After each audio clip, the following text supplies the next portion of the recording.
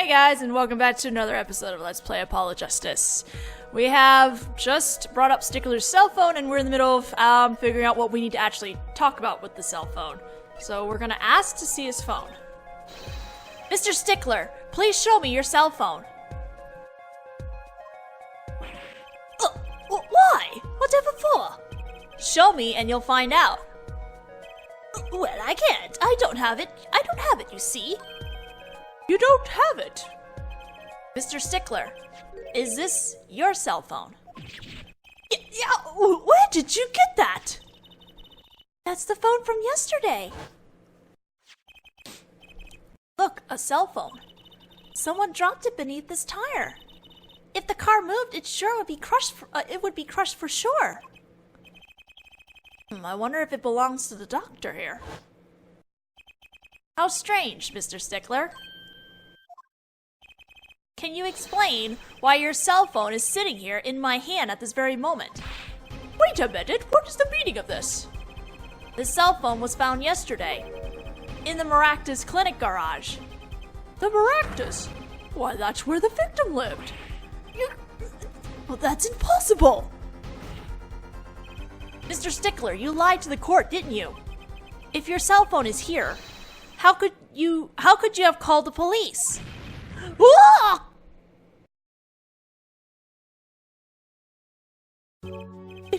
It's true, I didn't have my cell phone that night. That is why it can be said that I called the police from a public payphone. A payphone? So you didn't call on your cell phone after all? Just where was this payphone located, Mr. Stickler? Well, to indicate it with a startling high degree of accuracy, it was around here. Oh, that's quite a ways. That's quite a ways from the park. But why did you lie? There can be only one reason. He didn't want the court to know he had lost his cell phone, because it was found in the victim's garage. What are you saying? Mr. Stickler, you broke into the Maractus clinic garage on the night of the murder. This cell phone tells all. But that's ridiculous! That makes it sound like I snuck into this fellow's garage to commit some crime. As though I were trying to kill him. Well, Dr. Maractus was killed that night.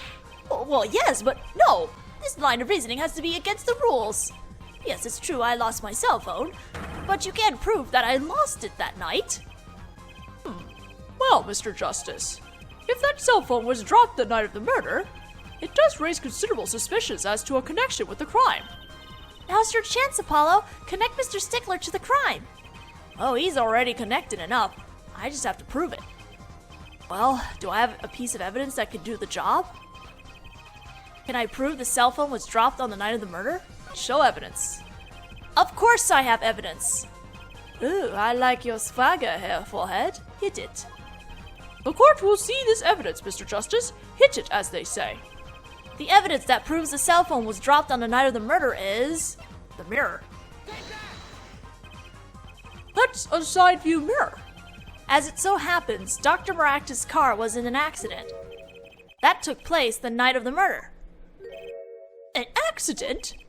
An accident. It happened a little after 9 p.m. just outside People Park, our murder scene. Dr. Maractus' car hit a pedestrian. Oh, what are you trying to say? From the absence of a mirror, it's clear that the car was parked after the incident, which means it was parked there at around after 9 p.m. on the night of the murder. If your cell phone had been dropped before the car was parked in that garage, then it would have been crushed. After all, it was lying on the ground right under the wheel. Ergo, Mr. Stickler, the only time you could have dropped this in that garage was after 9 p.m. the night of the murder in the park. Look! Take that. Mr. Stickler, you know what this means. You did break into the victim's garage that night. Freaking hell, I love his Pursuit the Truth song. I think it's Pursuit the Truth, or Pursuit anyway. This is most unexpected, Mr. Justice. Are you naming the witness as a suspect in the murder of Pal Maractus? No, stop! This is too much! This can't be happening. Prosecutor, say something! I suppose it's worth saying this. No connection has been found between Weasley Stickler and Pal Maractus. That is, other than this. I believe our next testimony will be most revelatory. Is the witness prepared? Yes, Your Honor. I know that face. That's the face of guilt. Stickler's truth. That night, yes, I went to the supermarket. I must have dropped my cell phone on my way back. And when I was walking through the park, I happened to witness the crime. I saw the killer, the victim, the stand, all as clear as day. It was him. I saw the defendant at the scene. Yes, but your cell phone was lying in a garage. Yes, well, as you can see, my model of cell phone has a defect. It is given to rolling. It's quite a pain when I drop it alongside the road, you know? Looks like a normal cell phone to me. In any case, Mr. Justice, the cross-examination, please. That's funny. My bracelet didn't react at all during that testimony. His nervous habit must not be acting up. I didn't sense anything either, actually. It looks like you're on your own this time around. Right, no problem. I hope. Here comes Justice. Alright, pressing on everything, except for the last statement, I think.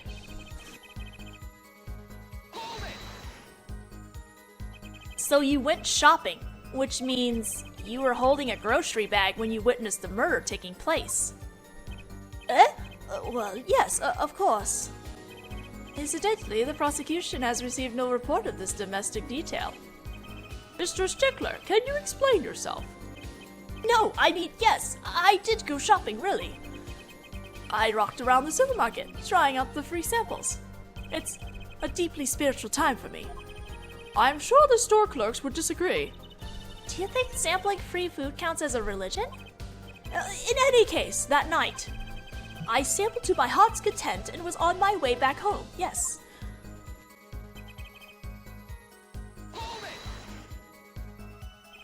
That's when you passed in front of the Maractus clinic?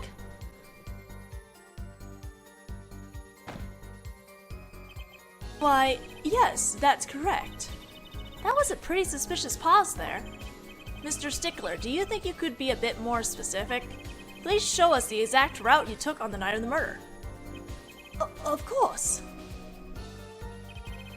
The supermarket is here along the main road. My way home from there takes me past the Maractus clinic. This is probably when I dropped my cell phone. Yet, woe is I walked on unaware of my loss. And walked right into that fateful park.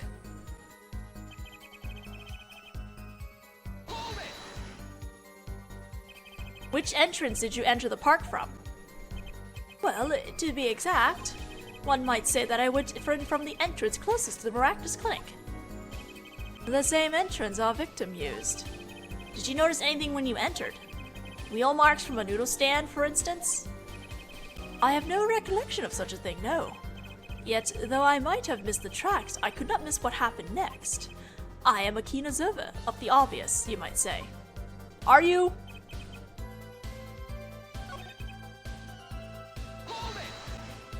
Skipping that one? Are you absolutely sure it was a Stop asking me the same question over and over! This isn't some kind of makeup test! What's a makeup test, Apollo?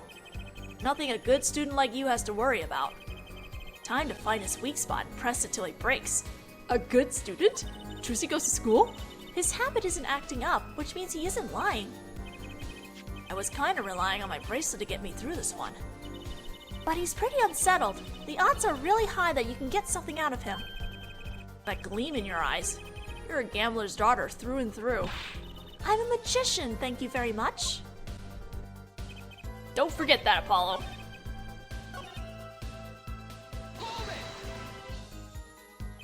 This part of the testimony is the key. I know it.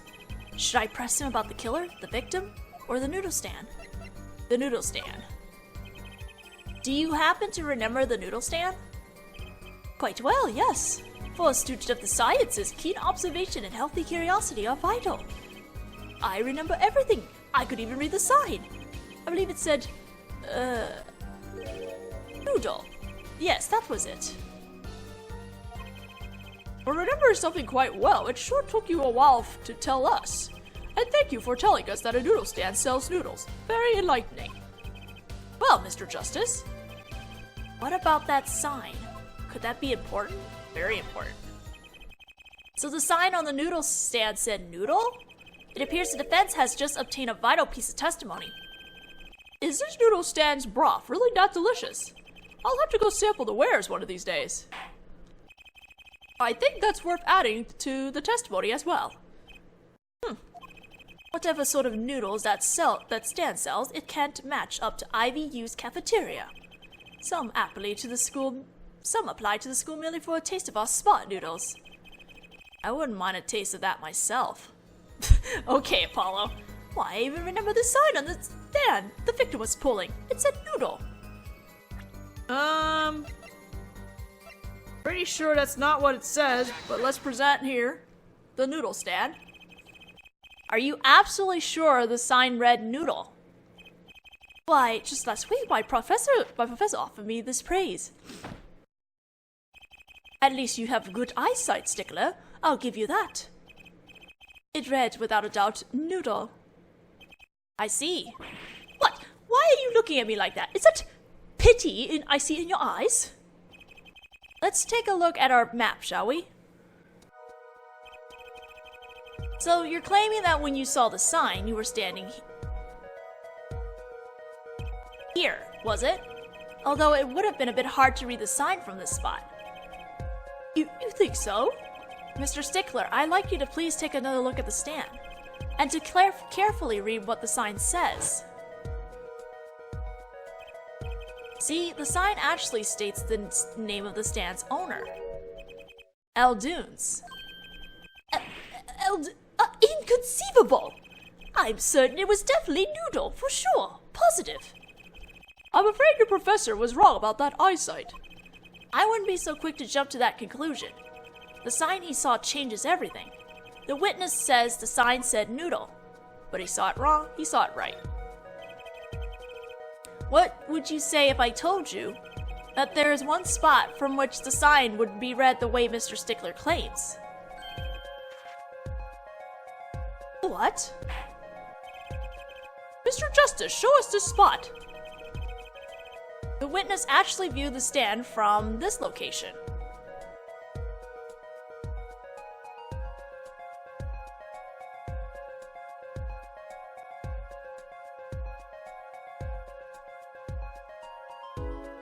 Somewhere over here? I'm just gonna pick a spot over. The witness was standing here, on the opposite side. How'd you know that? When viewed from the south, the sign on the stand reads Eldunes, as we know. However, observe the other side of the stand. Oh, this side says Noodle. Exactly. The name of the stand is split between the front and back signs. Mr. Stickler, you lied to the court. You witnessed the crime from the northern side of the park, not the south. Yeah! You got me! So what? So what? What does it matter if he saw the killing from the north or the south side? It makes no difference at all. He's right. Travel far enough to the south and you end up going north. Viewed on a global scale, directions are utterly without meaning. Actually, maybe he's right. What does it change? It changes everything, Apollo. Trucy? Remember his testimony from before. Though to be honest, I'm a little scared of where this is leading. We're going 3D! The killer and the victim are facing each other here. Then, at the moment the killer raised his weapon, Mr. Stickler shouts. At which point the victim turns his head to look, and the killer fires his pistol.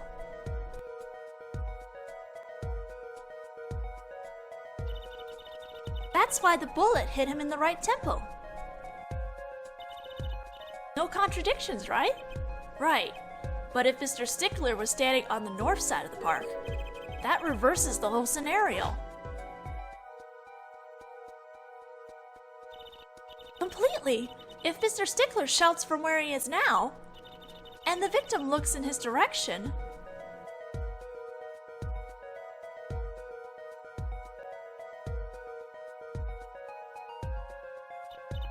the bullet would have to hit his left temple.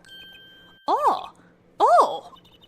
In other words, someone standing at point K couldn't shoot the victim in his right temple. It's impossible.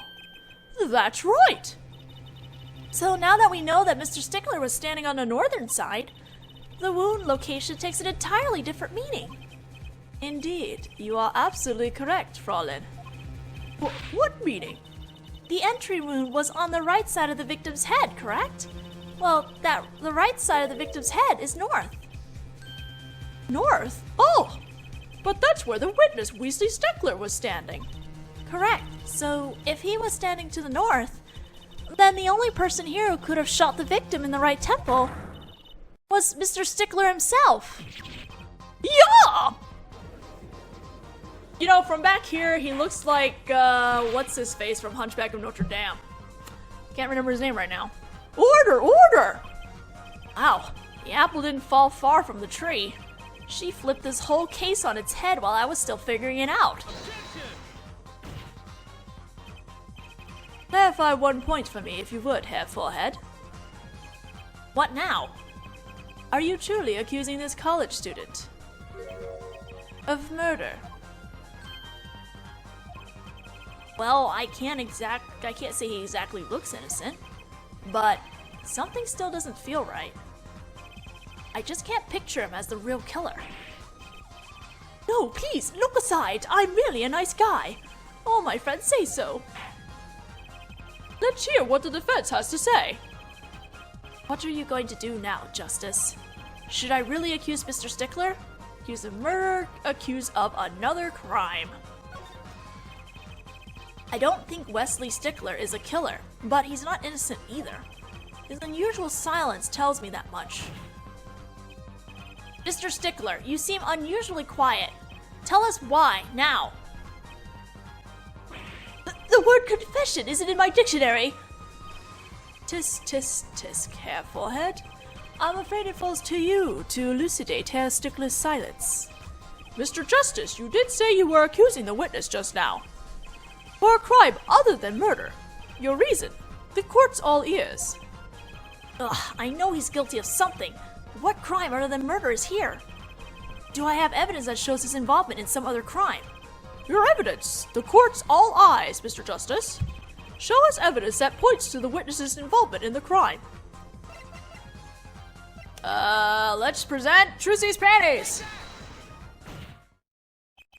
The evidence is this. What? What is that? Women's underwear? Hey, those are mine.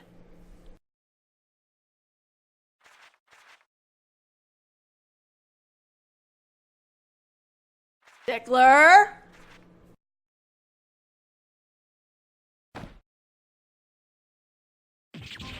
Don't look at me like that! Order! Mr. Stickler, while I can't say this comes as a shock, it's not what it seems. By Pythagoras' theorem, On the night of the murder, just past 9 p.m., a young girl catches a panty snatcher red-handed. Bravely, she gave chase, but the snatcher flees and hides himself in no other place than the Maractus Clinic garage. Aha! Incidentally, these panties were found in the exhaust pipe of the car there. Presumably, he was trying to hide the evidence of his crime.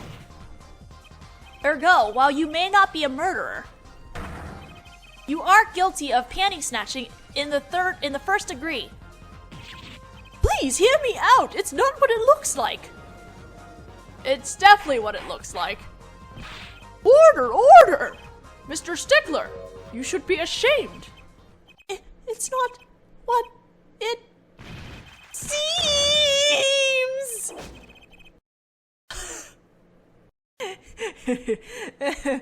Oh, Stickler. So, are we to understand that you were silent not because you were guilty of murder, but because you lacked the courage to admit your theft of this girl's undergarments? Perhaps you are not aware that my school's name was originally written IV. I stand for intelligent, V stands for valiant. See? Your point. I'm not done. Now, I'm a major in the science department. And what does science teach if not curiosity? Yes, we of the IVU science department are valiantly curious. No challenge is too daunting, and what greater challenge to science than a mystery? Come on, you're talking about a girl's panties here. No, you do not understand. A mystery is the unknown, and the unknown is unacceptable. And my friends, when it comes to mysteries, those panties are the promised land. From the moment I first laid eyes on them, I was compelled to investigate for science. A full-size car tire was only the first mystery those panties revealed. A tire? Yes, I saw her do it. She pulled a tire out of those panties. But that's not all. First there was a tire, then a stew pot, and a frozen chicken. One mystery after the other. It was magic. Oh, I remember now. He's one of the regulars in the audience at the Wonder Bar. Huh? He's talking about my magic panties trick. I just don't understand. A broom? From a pair of panties? It mocks the very laws of physics. A broom and a frozen chicken, Trissy? Whatever happened to doves and bunny rabbits? Mr. Stickler, you stole this girl's panties to understand a magic trick. You say panties, but they are so much more than that. For me, they're an object of a serious study. I wonder. There has been a recent rash of panty snatching in the area. Were they all you? I'm sorry, but I did it for science. Each time I spied a pair of panties flapping in the breeze, maybe this would be the pair that would elucidate the mystery. Even that night as she chased me through the streets, I wept tears of joy. Perhaps this is the night I will seize the truth. Yet woe was I, for once again the lacy, heart-padded truth slipped through my fingers. Still, that leaves one thing unexplained. Ah, you refer to our witness's other lie, yes? The witness claimed he saw the crime from the south, but was in fact in the north. Indeed. Would anyone care to explain why he lied about that? Another pair of panties? Be my guess, Herr Forehead. Me? Did I not hear you correctly? Did you not say you do not accuse the witness of murder? Why, then, did the witness lie about his location at the time of the shooting? Or have you no idea? Apollo, there's something about the way the diagram is arranged right now. When you think about it, right near where Mr. Stickler was standing, isn't there a... Well, Mr. Justice, what say you? Do you have any evidence to show why the witness lied about his location? Yeah, another pair of panties. The evidence that shows why he lied is this. What? More panties? How many panties are you carrying in your pocket, Herr Forehead? These are the last, honest. These were found in a trash can at the park. Looking at the diagram, we can see that the trash can was right next to where the witness stood. Mr. Stickler, you didn't. Alas, I'm a failure as a scientist. I can't unravel the mysteries of the universe. I can't even unravel a pair of panties. So, these panties are your handiwork as well. That night, I had been chased, hounded into the Maractus Clinic garage. Weeping in frustration, I was forced to abandon my prize. Don't you see how I felt? Believe me, I'd rather not. I hid in the garage for a short while, and then abandoning the panties, I made for home. To avoid the office where the girl works, I went towards the south entrance. When I saw them hanging there on a clothesline by a giant mansion. A giant pair of panties. Apparently, he didn't know those bloomers belonged to the mob. I had them safe in my pocket, ready to take home, when I stumbled upon a murder. The murder of Dr. Maractus. I reported what I had seen, But as I waited for the police to arrive, I got scared. What if they searched me? That's when you dispose of the bloomers. Yes, it was a severe blow to the progress of science, but one that had to be borne. Fascinating, if disturbing tale. Oh, his name was Frollo, right? Yeah. Oops, that was my chair. I believe this brings today's proceedings to a close, and I'm more than pleased to dismiss this witness for the remainder of the trial. One last thing, if I might. Yes, Prosecutor Galvin. Regardless of where we ended today, some vital points were made. Namely, that the defendant, Waki Kitaki, was at the scene of the crime, and he was pointing a weapon at the victim. One more thing. Waki Kitaki has a clear motive. Indeed, the defendant, Waki Kitaki, is still the prime suspect in this case. The only suspect, in fact, assuming there was no one else on the scene of the crime. Yet a mystery remains. The location of the wound in the victim's right temple has yet to be explained. The court requests further investigation from both defense and prosecution. Ja, baby. No problem. Very well, this brings the trial for the day to a close. Court is adjourned. Phew.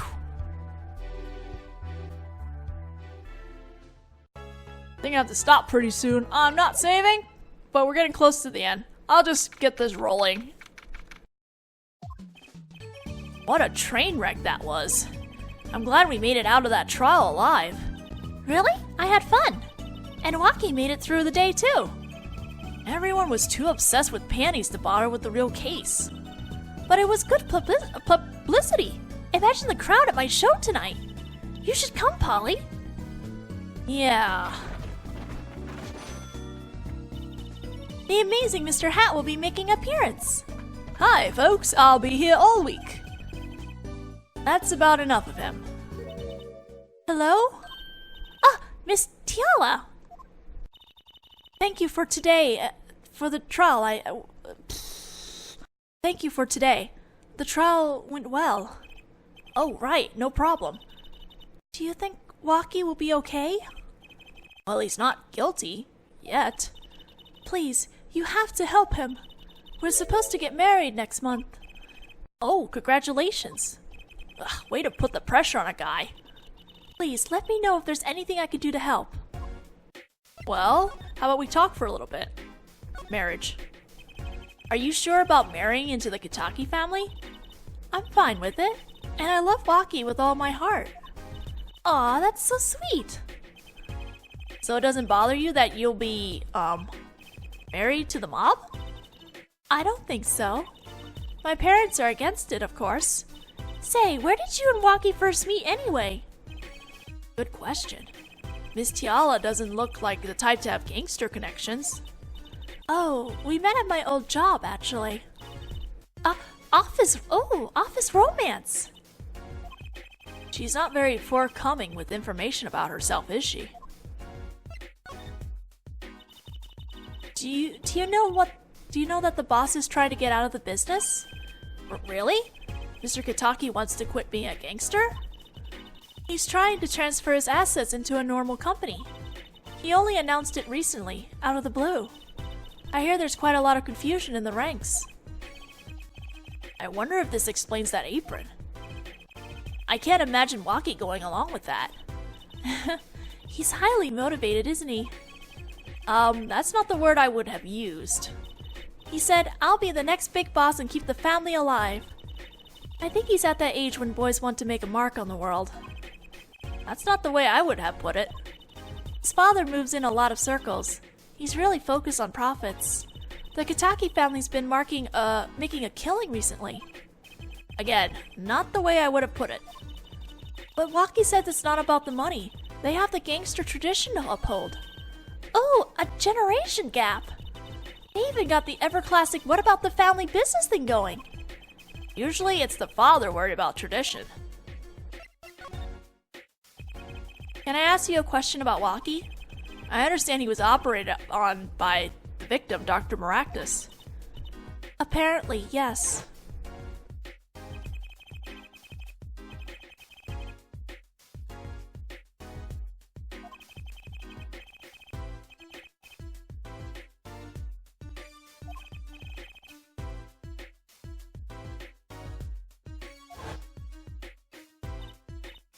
Yes, it sounded horrible. Wacky has always been fond of fighting, I'm afraid. I'm not sure it qualifies as fighting when pistols were involved. Mr. Galvin was saying his life might be in danger, wasn't he? No, that can't be right. I'm sure he's just trying to scare us. It's scary to think that a surgeon might make a mistake, but it's even scarier when he tries to hide it. I'd like to know a little more about this operation. Maybe it's time to pay the Maractus Clinic a visit. I should be getting home now. Wacky's in your hands, Mr. Justice. Right! Leave it to me. Apollo, I think you're only making her more nervous. Sorry, I'm new at this, okay? It's alright. I believe in you. What a sweet girl. Alright. Let's move to the detention center for the time being.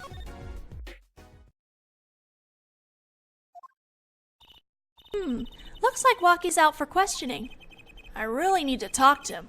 I guess we'll come back later. Excuse me. Yes?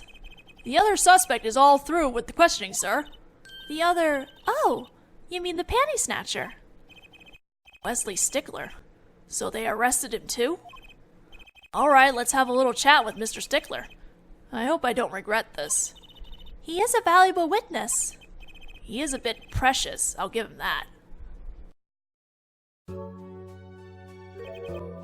Please, keep this brief, if you would. I'm quite busy. With what? I need to finish this paper. It's you! Mr. Stickler, we'd like to have a few words with you. Very well. As long as they're few. Nothing would make me happier, believe me. Alright, we'll question Stickler in the next video since I think we're out of time now. So, I'll see you guys then.